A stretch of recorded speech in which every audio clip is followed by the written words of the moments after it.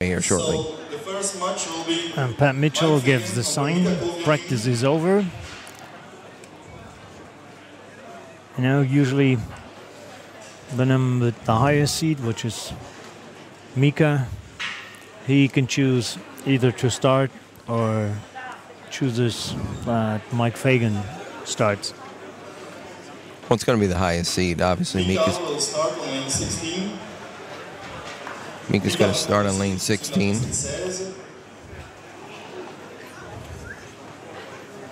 Now, usually as a player, I would believe that Mika's starting on 16 because he sees that he feels lane 15 is a little bit better for him. That's going to be his finishing lane. And that will be his finishing lane, and he will finish. Mike Fagan has to finish first, and Mika last on lane 15.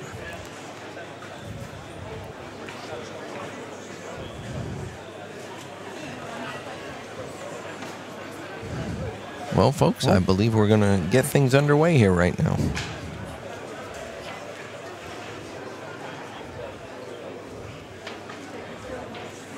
Yeah, but Mike Fagan will start.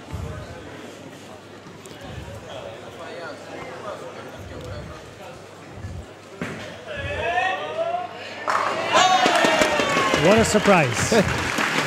Was a strike. Number 1 by Mike Fagan. Best plan for a strike is high flush 10 in a pit. You don't have to worry about it. And here comes Major Mika.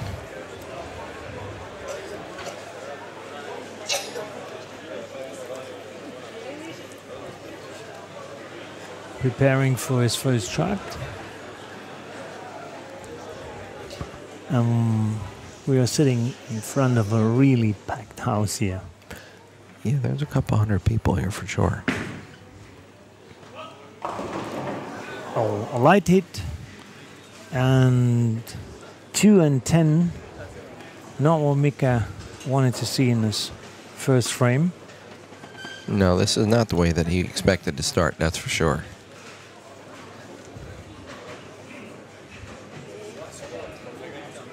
But he's going to give this a good run, you can believe that. See the slow motion.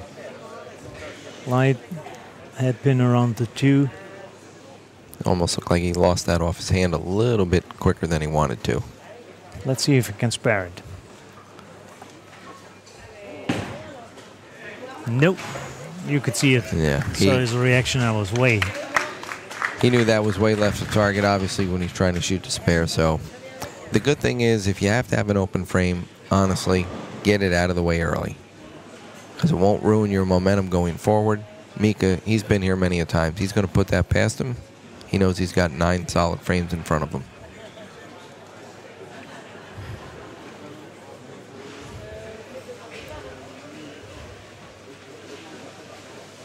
Fagan had a great comeback in his USBC Masters final against Chris Barnes. Chris was looking like the champion, and then Mike made a 40-plus deficit up and cruised to his first title. And this is what the people want to see here. Yeah. Big round of applause for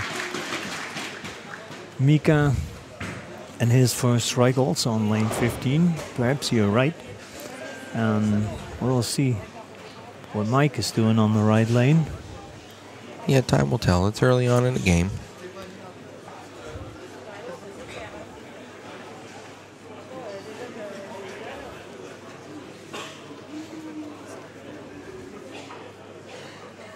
Typical Mike Fagan.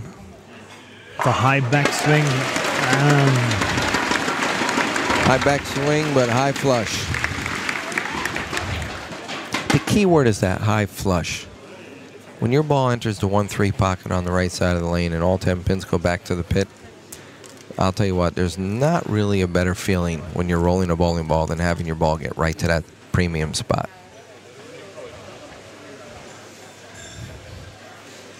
And of course, couldn't be better for Mike. He starts with a double, an open by Mika, so immediately pressure on Mika. And he could even add this. Takes the early lead, but something obviously distracted him there, so did the proper thing. Walk off. Take a split second, regain yourself.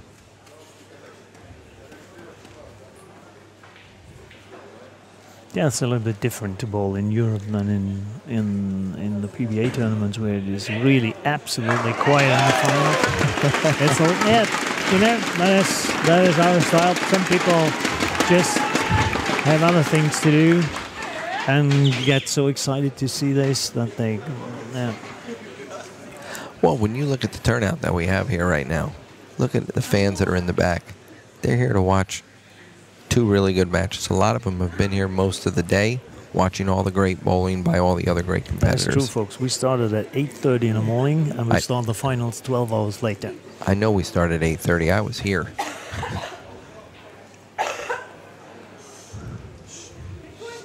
And the live stream was already running.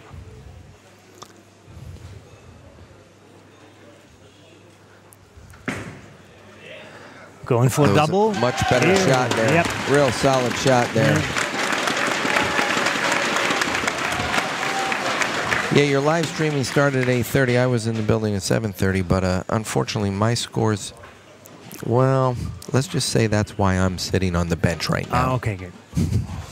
Yeah, but honestly, the live stream even ran at 7:30 because we did not stop it from yesterday night. We finished really late, folks. The Desperado squad at about 2 o'clock in the morning. So the players who made it through the Desperado squad, they had a really, really short night. Is that why you have a pillow stuck under the table over here? I understand that now. Okay.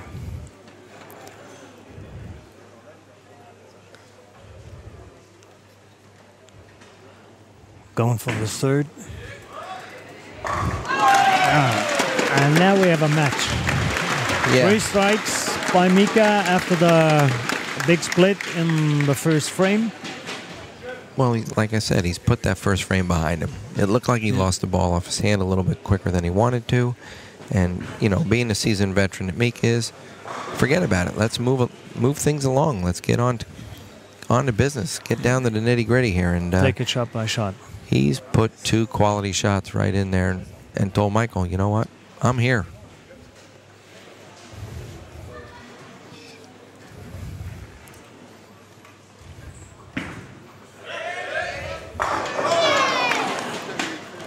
Great shot, ring in 10.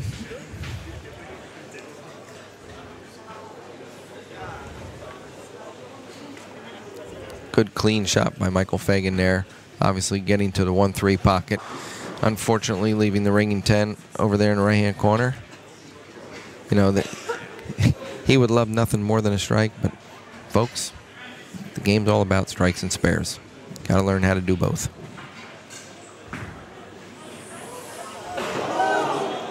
And that is way uncalled for. Oops.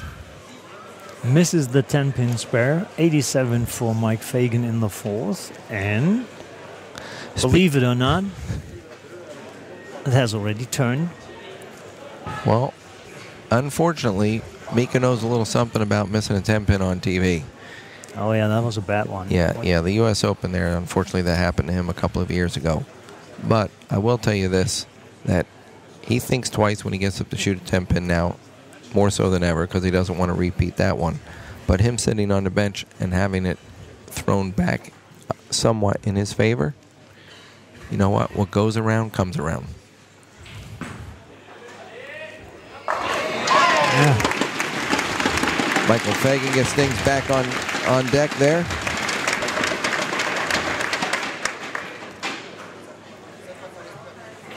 Trust me, Michael is not very happy with himself for missing that 1-pin spare. God only knows how many of them he shot at today, and probably made every one, if not almost every one. Yeah, it gives the advantage to Mika if he strikes on his next 2 shots. He takes the lead, and Mike is in a situation. It's a big momentum swing, mentally. Big shot for Mika.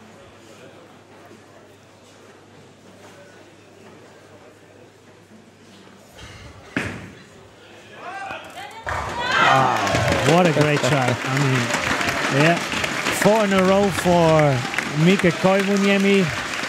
And it's about, he'll take the lead in frame 4 after opening. The game was but did you with a miss. Did you see how solid that shot was at the foul line?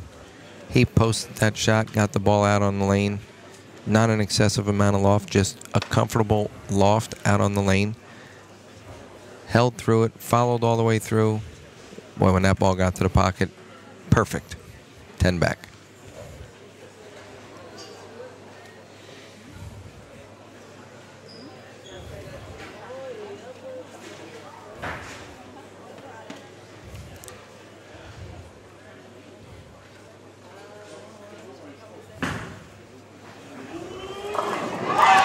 He got away with that one. Yes. And how important for him. Otherwise, Mike, with the strike in the 5th, he would have a chance to turn the match around in the second half. But now the pressure is on Mike. He needs the next strike. He's breathing a little sigh of relief on that shot there. Could have been a 2-pin, possibly 2-8. Yeah. Obviously, we know what happened in the first frame, but you know, putting that behind him, he rolls it out, turns it into a 5-bagger, and lo and behold, puts the pressure right back on Michael.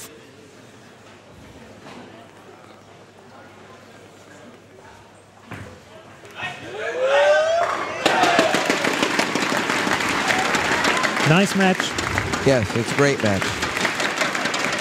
Really, the only unforced error so far is Michael missing a 10-pin. 11-pin lead for Mika Koivuniemi after 6 frames. Both working on a double.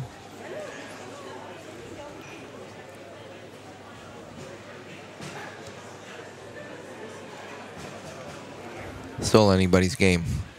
6 frames in, 4 frames to go. Anything can happen in this game. Could be a 267 for Mike Fagan. Exactly the score that Tommy Jones had when he lost to Jonas Jekinen. Will be exactly the same. So you're trying to say that 267 is not enough to win a game? Might be. Especially when you bowl Mika Koivuniemi. Yes, I would agree.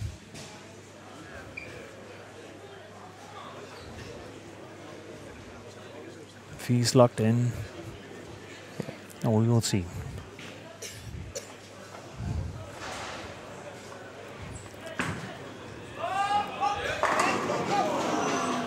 A little bit high and leaves the 9-pin. Well, looked like he put a piece of tape in there. Might have got the last shot a little bit quick off his hand, even though it went high flush, and he was happy with the result. But he didn't want to take a chance that it was going to slide off his hand a little quick again. So, needless to say, put a piece in there. Might have held on to it just a hair. Still a great shot, but unfortunately, solid 9. Got it? Got that one. Hey, strikes and spares. We finally have one of those spares on the board. Yeah, the first spare in the 7th frame by Mike Fagan. 136 in a 6.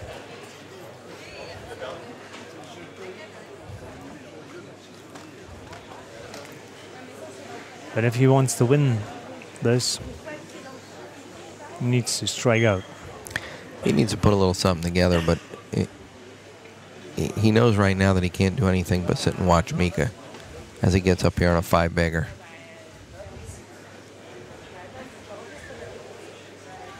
Still frames left, but he doesn't want him to put his back to the wall yet.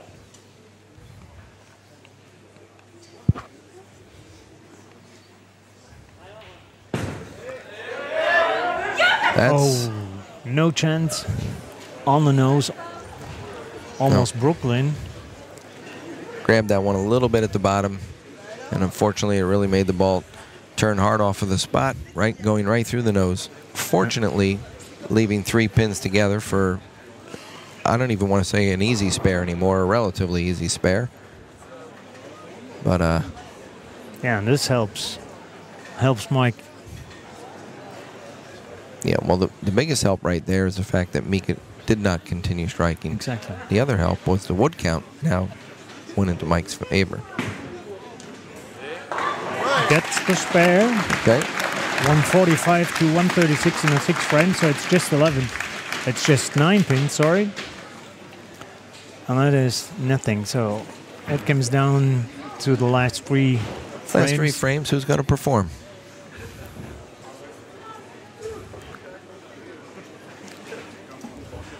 Both players with a spare there in the 7th frame. Yeah. Michael's still throwing. I mean, when you look at Michael's game, his game's pretty solid so far. He has not missed a pocket yet. So. Back on lane 15.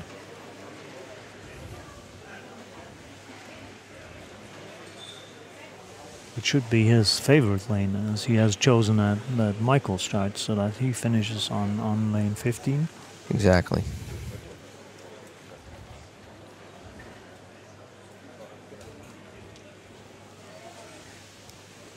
All about strikes now. Oh, you don't believe it. That is another 210. Another 210. Well, you know, he went light last time on that lane. Got away with it. And not with this one. No, not with this one. Now he's got some work cut out for him here. So another turn in the match. Well, it could be. He needs to spell this. And he can do it.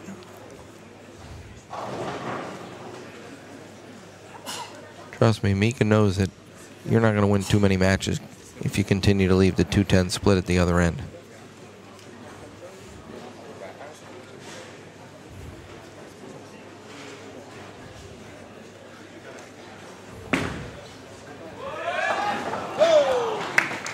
A little too much of the 2-pin there. And a second open frame. 172 means maximum score 232 for Mika. With a possible 246 here for Michael Fagan. The key for Michael is to just get up here and make 2 great shots. Put a double on the board. If he can put a double on the board, then good things would have a really good chance to happen for Michael.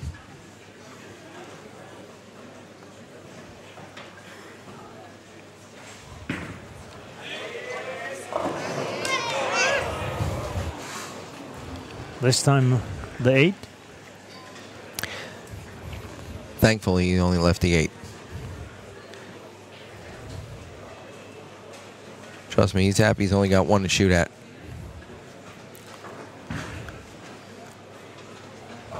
For Michael this week, actually, that shot probably had a chance to carry it at moments. But we know the lanes are changing a little bit.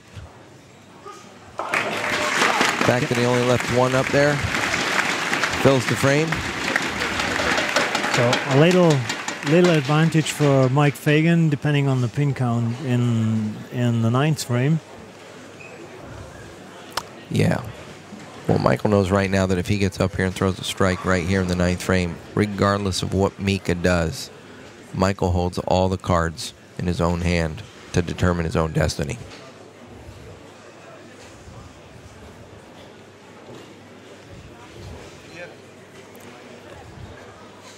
And here we have all the dignitaries. A lot of Brunswick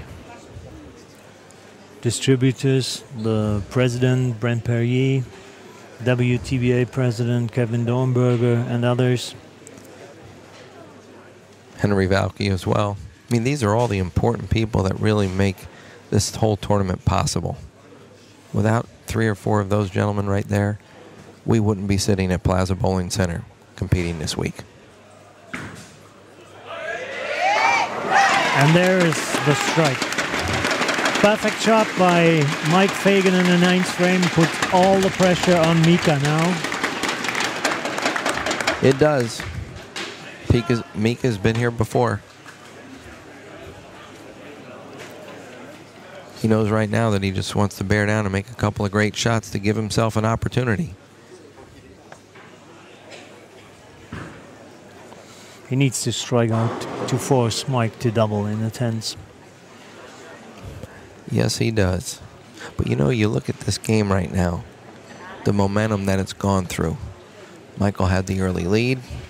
Mika come back. Mika took over the lead. Michael said, wait a minute. Let me see if I can't do a little damage here, and open for Mika, and next thing you know, Michael's got the lead again. So you think there will be another turn in the last two frames? We will see. That's not good. Okay. Lanes have got to be tightening up on the back end. And the 8-pin fell late. And guess what? Another 210. Mika's probably a little bit too deep on the lane for obvious reasons. He can't get his ball to make the turn. So the lane is tightening up down on the back end, therefore making his ball skid a little bit further. When he thinks it's going to turn over and enter the pocket, the ball just continues to go straight a little bit longer than he anticipates. He still has a chance to make it if he spares this time, and Mike doesn't throw a strike in the tens frame, so he's not dead yet. And I got to believe Mika Koivaniemi's odds on making this, even though he misses, I got to believe that his odds on making that are definitely 33%. Although he missed it 3 times here so far in this match, he finds himself in a if he strikes out for pretty 210, big hole. Mike just needs to mark in the tens to win this. Well, but just needing to mark at the present moment, yep. Looks like it could be a little bit on the trick side. Yeah, especially if he leaves at another 10-pin.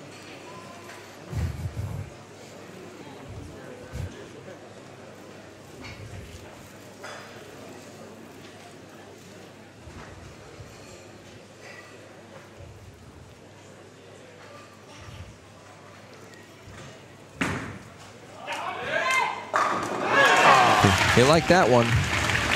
Yeah. A little late, but perhaps not too late. You know what? It's never too late unless mathematically it's over. But he needs another one. Yes, he knows the scoreboard. He definitely needs another one.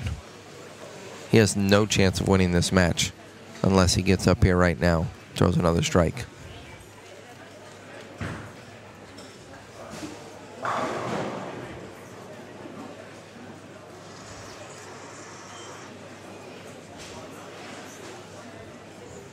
Mika taking his time.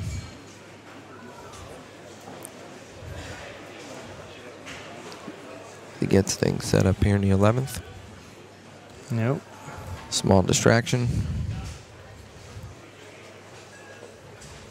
Doesn't like the rack.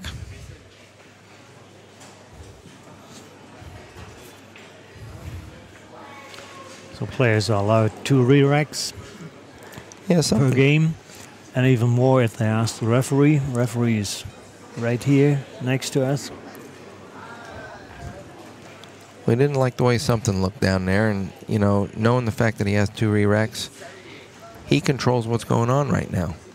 And it was better off for him to step off the approach, take a re-rack so that you know you have 100% confidence in what you're doing, not skeptical.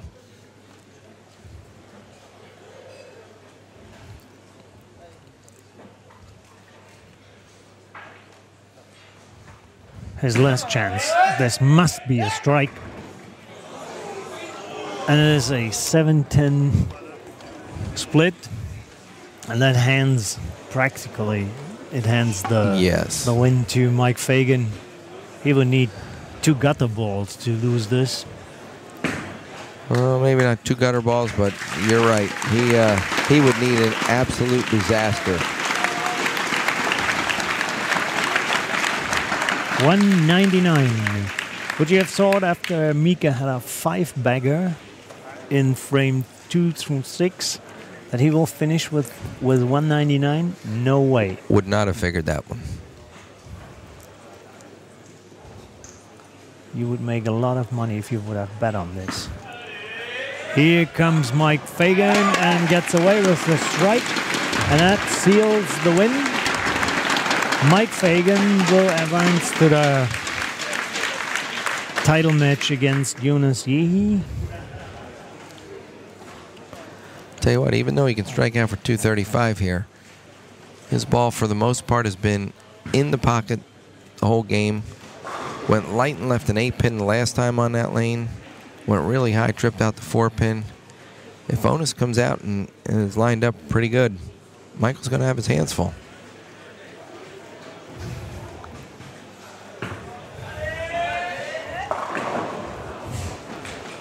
Comes up high, another 3-6-10.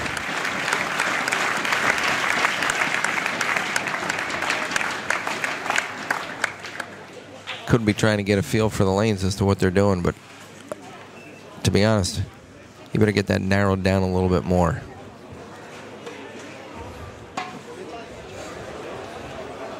But wholeheartedly, First of all, he defeated Mika Koivuniemi in the semifinal. Mika will finish third for 5,000, and Mike has at least 7,500 in his pocket and is going for 15,000. Foul ball. That looked like a good pocket shot. That's what he was trying to get lined up for there. A 222-199 victory for Mike Fagan in the semifinal. He will meet top seeder Jonas Jekinen of Finland in the title match. You're watching Bowlingdigital TV from the Brunswick Euro Challenge in Paris. My name is Herbert Bickel. I'm the editor of Bowlingdigital.com, and I'm sitting here with PBA and USPC Hall of Famer Parker Boone. Stay tuned for the title match. We'll have a little break.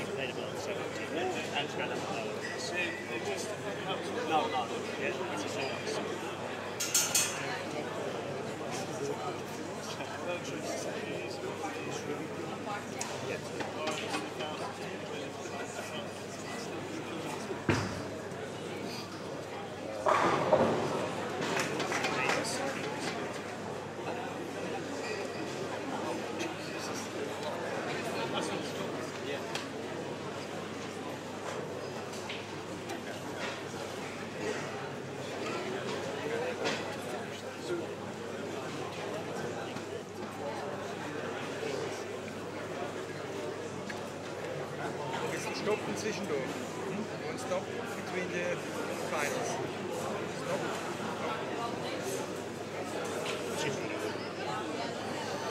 Da müssen die aber alles durchgucken fürs Finale.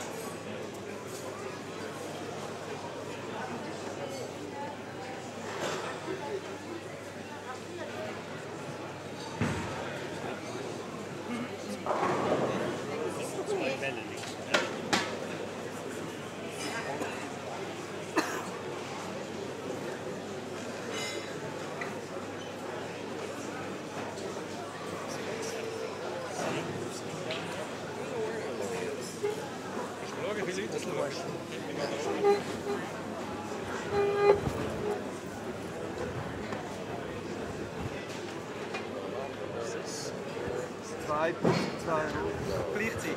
Ja. 37.500. Du. Musst du mal angucken. 2.500 waren es gleichzeitig. Das war das neue Rekord. Gleichzeitig 2.500. 2,2. Für die Woche jetzt. Jetzt?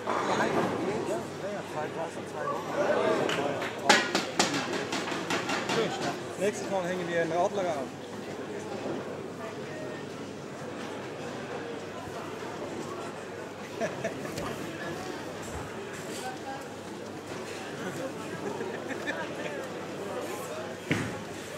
Hat sie gebildet. Jetzt kann es nicht gewechselt, kann ich wieder aufs Eis schalten.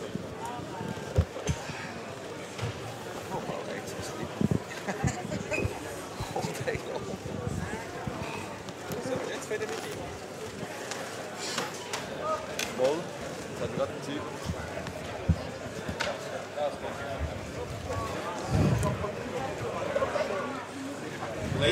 So we're ready for the title match of the 2012 Brunswick Euro Challenge. You're watching Bowling Digital TV.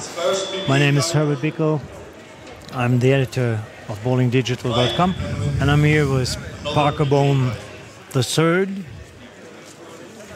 Good luck. The finalists, Mike Fagan, who just won the semi-final against Mika Koivunen at 222 to 199, meets young Jonas Jekinen, national team member of Finland, a compatriot of Mika, in the title match for the PBA title, but only for Mike Fagan. Jonas would win a European Bowling Tour title and, of course, 250 ranking points, because the Brunswick Euro Challenge is the highest category on the European Bowling Tour. So you got 5 times the ranking points, 5 times 50 for the winner, 250 ranking points for the champion, and the 15,000 euro top prize. That's big for Jonas, that's for sure. And I think Mike would take it. Yeah, I gotta believe you could twist his arm. At least he could buy his girlfriend, Emily Meyer, a few things in Paris tomorrow. Yeah, Emily, just like a bunch of the players here, you know, Michael fortunately brought his girlfriend Emily Mayer over here this week, and they spent 1 or 2 days downtown Paris doing a little sightseeing, doing the touristy thing. Mika Koivunen, obviously he brought his wife. She's been here with him as well this week. Sean Rash brought his wife. And I saw Leslie. And yes, I had my wife here too. We actually did the downtown touristy thing. We're actually going to do it again tomorrow too. We're spending 1 extra day here. Yeah, and spending some extra money, I think that is easy in Paris. Yeah, that usually goes pretty quickly as our match gets underway here. The top seed, Jonas Jekinen, has chosen to start.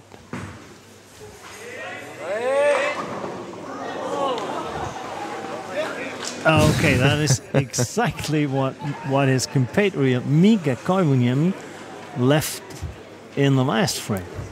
Yes, it is, as a matter of fact. And on the same lane. So what's going on? Well, you got to remember that there was no bowling going on the left side of the lane the entire game, that they just got done bowling. Mika and Michael. And the only bowling that happened, Jonas went out there and threw a couple of shots, so the lane is still going to continue to change on him as well. The good thing for him is there hasn't been a lot of play, so if he can get lined up to it, the only play is him. Déjà vu for Mike Fagan. His opponent starts with an open frame. Big split. Let's see if Michael starts with a double. As a player sitting on the bench, you kind of don't mind that.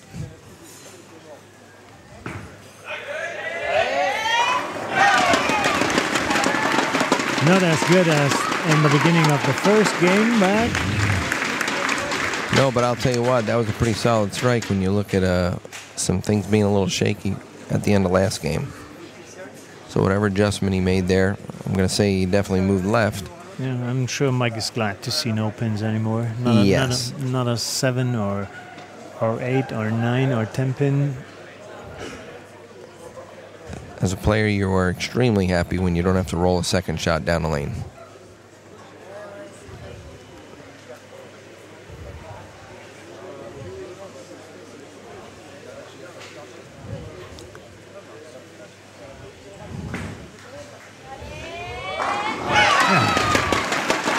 Another great shot. That was a great shot from Mike. Starts with a double, same as in the first match against Mika. Let's see if Jonas... Right. Well, the one thing that, focus. you know, all the international bowling that Michael's done, just like all the other PBA players, we have the utmost respect for all of the European players that bowl, not just in the EBT Tour or the World Bowling Tour, but throughout the world. We have respect for other players that bowl in all the other worldwide events. So Michael knows that Onus led this tournament. He better bring everything he has.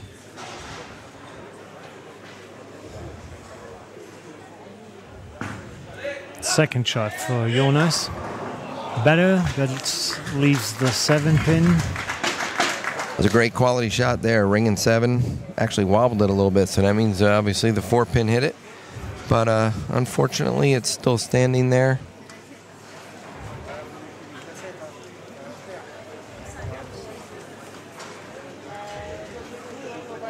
Here's the slow motion.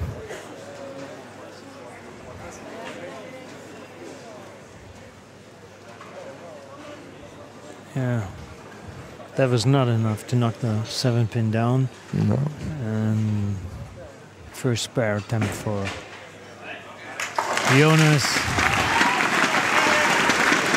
Glad that he made it.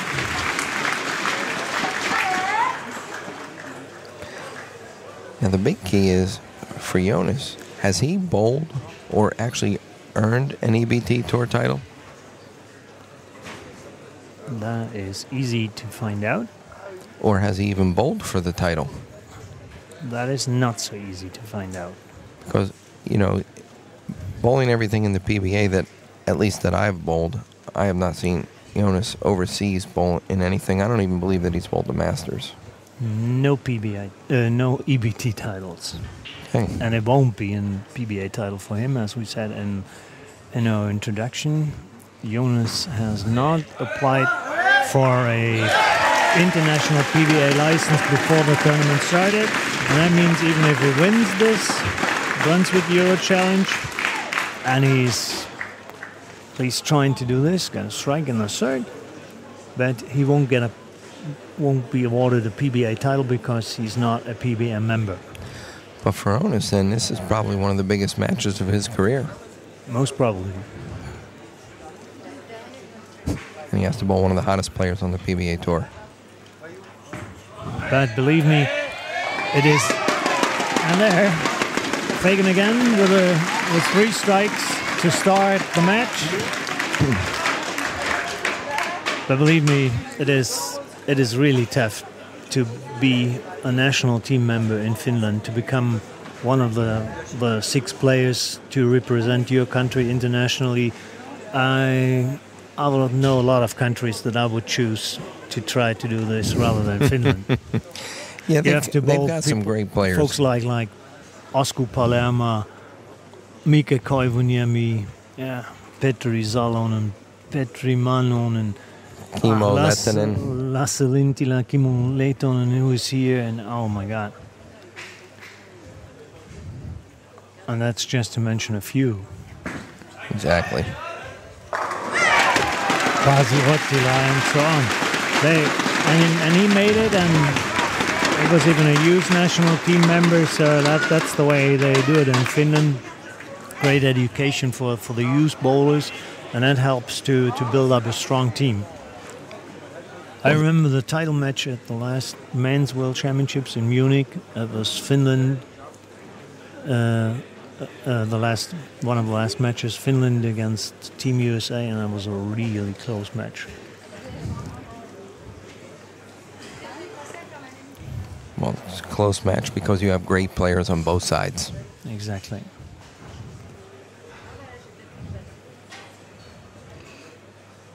Trailing by 31 after 2 frames.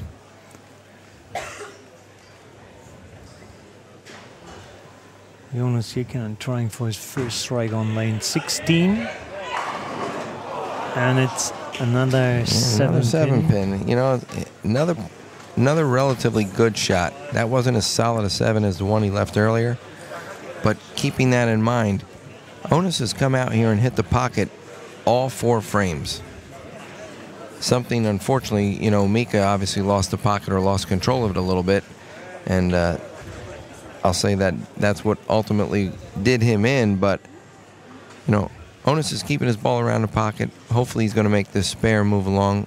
Yes, we do know that Michael has the front 4, but there's still a lot of bowling left in this game. And he had a pretty impressive series in match play. Of course, you need that to earn the #1 seed in a tournament like this. Yeah, including that unbelievable 275-267 win against Tommy Jones. Yeah. Yeah, so he's not afraid to throw some strikes, that's for sure. And lo and behold, don't worry, Michael does know that. Michael knows that Onus led this tournament because he struck quite a bit. Okay, he might have been in the right place at the right time to win 1 or 2 matches, but he did strike quite a bit. He earned that right to be the top seed. And Michael knows that he has an opportunity to put the hammer down, and he wants to just make sure that he keeps the pressure going forward.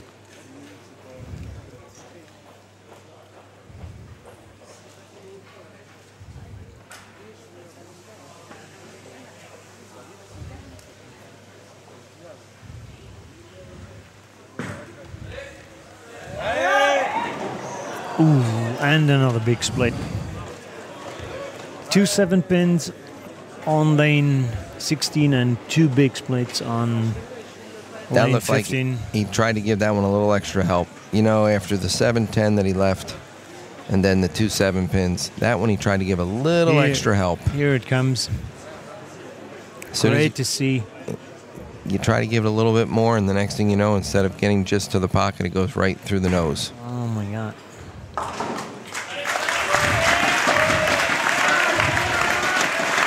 75 after 5 frames, so that already means it's maximum 225. Yeah, he's dug a big hole for himself right now. And Mike is working on 4 strikes. I think he needs some help from above. Michael Fagan right now is kind of thinking he wants to be a freight train coming down the tracks. That looks pretty good, and it is. Yeah, with shots like that, he's not only a freight train coming down the track, but he's fully loaded.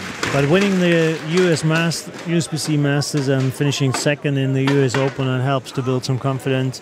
Oh my God, yes. That's why we said he might be even the hottest player. He and Sean Rash. Sean, who made a lot of finals in the World Series of Bowling, the first 5 tournaments, 5 consecutive TV shows, but he was very hot when it came to the majors so far. Sean unfortunately doesn't have a lot to show for it, but through the last 2 years, he's probably bowled as good as anybody, with the exception of pulling some victories out. But it's not about Sean Rash right now. It's about Michael Fagan. Yeah. The front 6. An overwhelming commanding lead here. He is in full control. The only thing he's thinking about right now is throwing great shot after great shot. If he strikes in the 7th, he has twice as much as Jonas Jekinen in the 5th frame. Excuse me. Yeah, he's not really worried about winning the title right now. All he's worried about is just making great shot after great shot. He might win it in style with a 300 game. That would be nice for so many people watching here.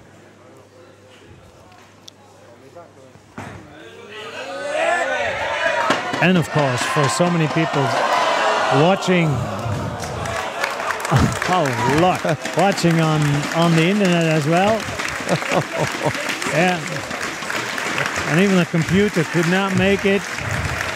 Onus. Yeah, and the referee is already... Onus cannot get a break right now. Yeah. Look at this shot when you watch it. A third consecutive 7-pin on Great lane. shot. Does what he needs Yeah, to do. The and 4-pin nudges the this- 7 It out. was down. What is it? What is it now? 7.5? It's or- about 7.5. Yeah, exactly. Nudged it out. Stood it right so up how do you between bowl the. this? Because they don't move it back. Well, It's they won't just- move it back. As long as the machine did not knock it over, Okay. you got the spare. That's it. Then. If the machine does not Ah. knock it over, Herbert, Yeah. you have to shoot it where it stands. Just remove the dead wood. But if the machine would have actually knocked that pin over, You would have then you would replaced put it back on spot exactly where it started.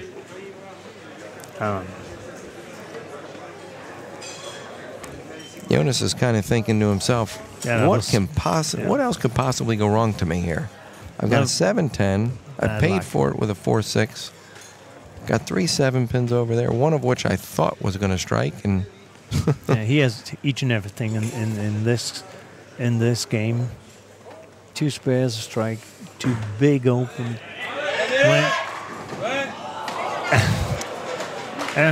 There's something new. familiar pin. Yeah. He just could not figure out the 7-pin in this match, and okay. You don't need to be a prophet to say that this is you know over. what everybody needs to understand about Jonas, as I'm looking at his scores here, he bowled a solid round in match play. He never bowled a game under 200. As a matter of fact, his lowest game was 208. Can we pull up his final step 2? Let's look what his scores were for step 2. As he easily makes the 7-pin there.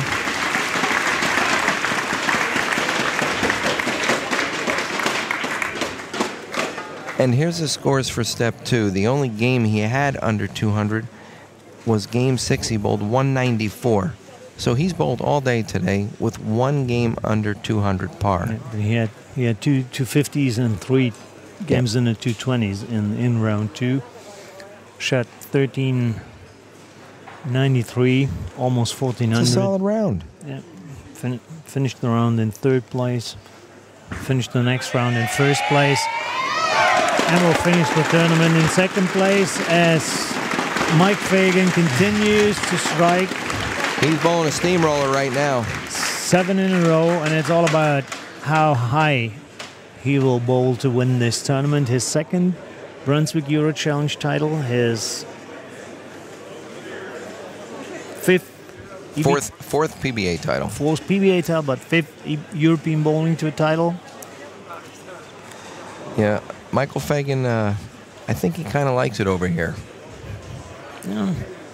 Right now, I can tell you he's exceptionally liking this game. Liking would be an understatement. Loving would be a little bit better.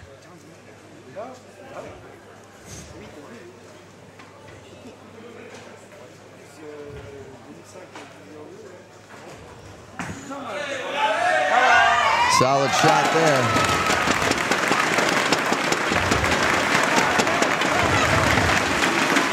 Yeah, and now the crowd is getting mad. Yeah. This is exactly what the people wanted to see here. We just had, and that was the most amazing thing for me. We just had 1 300 game the entire week. The scores were really high, and there were a lot of players, Fluttering with it. Europeans, Americans, going for the 12th strike, starting with 11 strikes, and I saw a 294 by Tommy Jones. Yeah, we saw a couple of 299s today.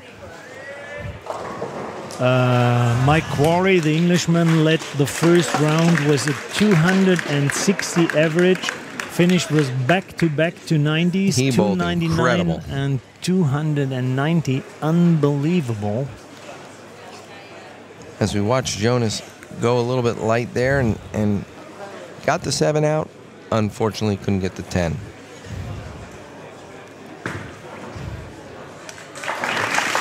Yeah. You know, the experience that he's going to gain from this match will make him go a long, long way in his bowling career. I mean, I understand the experience he's gaining with Team Finland. Trust me, being part of Team USA, the experience you can gain there is absolutely insurmountable. But when you're bowling a live television match that we're bowling right here, right now, regardless of win or lose, Especially in front of a couple of hundred people Yes. watching. Ball change. Oh, and here we go. Maybe Yeah. you should have started with that bowling ball. Yeah.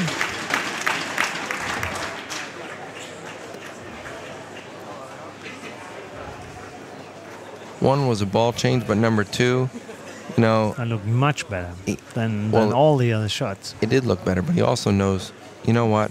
I need to get out of the way here right now. I want to try to, please. Actually, there's no pressure at all No.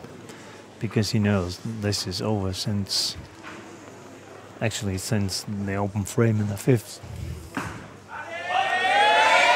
Fagan, number 9, and now let's see what happens. Will the 2012 Brunswick Euro Challenge winner wins the title with a perfect game? And you with could count perfection. it actually as on TV because we are working together with Eurosport. This is the main camera of Eurosport, so you can see that on TV all over Europe soon. We will announce the dates as soon as they are available on bowlingdigital.com. Perhaps it counts as a televised 300 game, as it is a PBA title. Who knows? Well, that'll be up to the PBA to determine that right now. Yeah, greetings to Tom He's- Clark. He can sit down and decide. Michael Fagan's not worried about what the destiny is there. He just knows right now he wants to make 3 of the best shots of his bowling career. He knows he's earned the title. He knows he's won the title. But he's got everything right now. 3 great shots, one at a time. Go! Left 10 pin on this shot. Had a chance. Had a chance. Still a fairly good shot. You know, ball got to the 1-3. When you got 9 in a row, you're bowling in a title match. He was hoping for a messenger but didn't get it. Yeah. So, and Very okay. solid game. Yeah.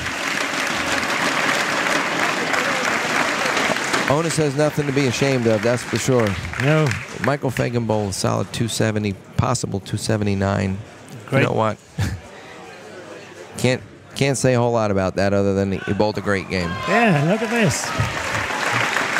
This is what happens. New ball, no pressure. Jonas Jekinen back on track. He's probably thinking, Yeah. why didn't I start with that ball? And that's the biggest applause for our 2012 Brunswick Euro Challenge champion, Mike Fagan. 279. It's a solid game right there. Yeah. Oh, he deserves the applause and he loves it. That is. Oh, come on. Number 3 for Jonas. And that's not as bad as I feared. I'll tell They you will what. finish with a 190 game. Great. Look at how good he bowled that Yeah. game. He missed the pocket one shot that he 4-6'd, and well, I know the tournament's over now for Jonas, but once again he bailed it out. He's going to bowl 190, which is still respectable. Just his opponent bowled 279. Yeah, and he gets the 4th one. Maybe he should have bowled the 10th frame for Michael Fagan. Yeah. What a great show for the final, though it is a big margin between those two players. The champion, well-deserved, Mike Fagan wins his 4th PBA title in the 2012 Brunswick Euro Challenge. Yep. There's Emily. His girlfriend Emily Mayer Yep. comes out, gives him a big hug and kiss, and He will get 15,000 euro for the victory, 250 ranking points, which will propel him. I think he will pass Mika, though Mika will get a lot of points, 175 for 3rd place. But he was close to Mika, so Mike might even overtake the lead in the World Bowling Tour rankings. I was just going to say the World Bowling Tour rankings are right there, and as good as Michael's been bowling, the points that he's going to get from here, keep in mind, he did bowl Mika. Yeah, He's right. not going to pick up a massive amount of points, but Every time you finish ahead of the guy that you're trying to beat, But as it is a platinum event, 5 times the normal figure of 50 points for the leader, 250 the second place. So Jonas will get 200 points and Mika get 175. That's a lot, but 250, 75 plus for I'm gonna check that out. Will take some time. Jonas Jaken in second place, 7,500, and Mika Koivuniemi third for 5,000. We take a little break before the award ceremony, and we'll be back soon. very good. If you don't want to be back for the, we could finish this if you want to leave. Fine, yeah, cool. No, she's not here. I'm fine. I'm okay. Let me just check out. I thought you wanted to talk.